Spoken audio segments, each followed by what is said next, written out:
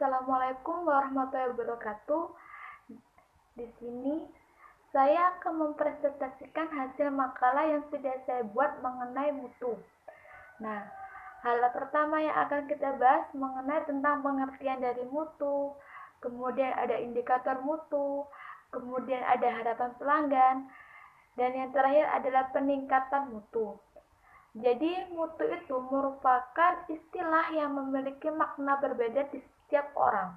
Mutu produk dalam perusahaan merupakan langkah awal dalam mengembangkan serta memelihara produk dalam persaingan bisnis, di mana uh, tingkat suatu produk dapat memenuhi konsumen, serta tingkat suatu produk sesuai dengan spesifikasi desain dan juga persyaratan teknis.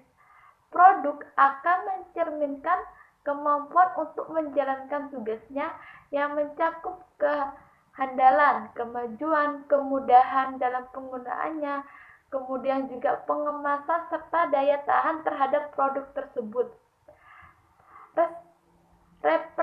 Reparasi produk dan ciri-ciri lainnya atau kualitas produk akan memberikan dampak positif terhadap biaya produksi serta pendapatan. Nah, dampak yang diakibatkan ini di mana biaya produksi dapat dilakukan melalui pembuatan tingkat kualitas yang tinggi, sehingga akan mengurangi tingkat kerusakan yang memungkinkan, sehingga kualitas akan menghasilkan produk yang tidak mudah rusak. Selain itu, dampak terhadap pendapatan penjualan atas produk yang memiliki kualitas tinggi akan meningkat dan akan banyak dicari oleh konsumen. Selanjutnya kita akan masuk pada indikator atau kualitas terhadap mutu produk. Nah, yang pertama yang dilihat yaitu indikator pertama adalah bentuk atau form yang dapat dibedakan secara jelas dengan yang lainnya berdasarkan bentuk, ukuran, serta struktur fisik dari suatu produk. Yang kedua ada ciri-ciri produk atau feature yang merupakan karakteristik atau perlengkapan yang berguna untuk menambah fungsi dasar yang berkaitan dengan pilihan dan pengembangannya. Yang ketiga yaitu performance atau kinerja sangat berkaitan dengan aspek fungsional dalam suatu produk. Yang keempat yaitu kesesuaian atau conformance, sangat berkaitan dengan tingkat ketepatan dengan spesifikasi yang telah dicantumkan sebelumnya berdasarkan keinginan pelanggan.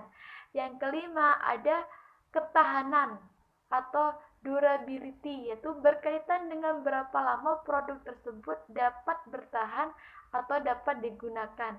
Yang keenam ada kehandalan atau reliability, berkaitan dengan probabilitas dari suatu barang atau produk berhasil menjalankan fungsinya setiap kali digunakan dalam periode waktu tertentu dalam kondisi tertentu pula. Yang ketujuh ada kemudahan. Nah, di kemudahan ini produk dapat mudah digunakan atau dapat mudah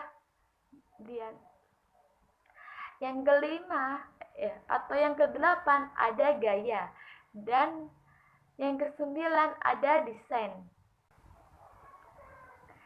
Selanjutnya kita akan masuk tentang peningkatan kualitas produk atau peningkatan kualitas mutu. Nah, kualitas produk untuk memuaskan pelanggan merupakan salah satu hal yang menjadi tujuan bagi setiap perusahaan, terlebih perusahaan industri. Banyak produk yang dihasilkan dengan berbagai macam jenis, mulai dari mutu serta bentuk, di mana keseluruhan tersebut ditunjukkan untuk menarik minat pelanggan, sehingga konsumen cenderung akan melakukan aktivitas membeli produk tersebut.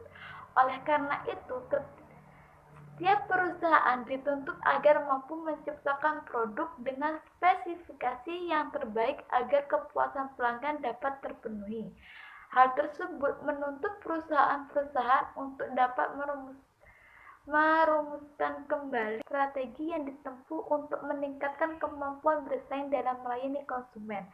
Usaha menciptakan dan mempertahankan pelanggan hendaknya menjadi prioritas utama bagi perusahaan. Strategi yang tepat dapat menarik pelanggan hendaknya disusun secara cermat agar pelanggan mau membeli produk yang dihasilkan oleh perusahaan. Misalnya, ketika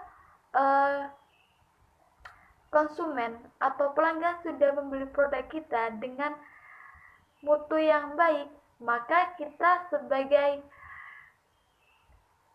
pemproduksi produk tersebut harus tetap menjaga kualitas atau mutu dari produk tersebut, atau bahkan kita bisa meningkatkan